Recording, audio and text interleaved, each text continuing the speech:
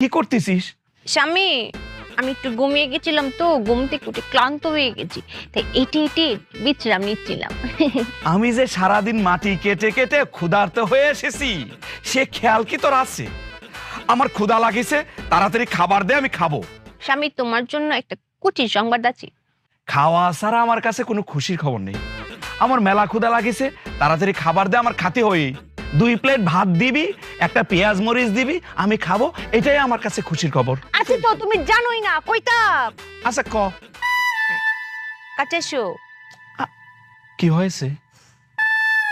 আমি না মা হইতাম। কি কয়েছ? কি হবে? আমি হ্যাঁ? মা হইতাম। ওরে বেঈমান রে, ওরে বেঈমান।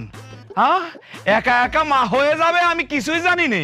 এতদিন তাইলে আমি দুধ কলা দিয়ে কাজ সব পুষেছি। কালো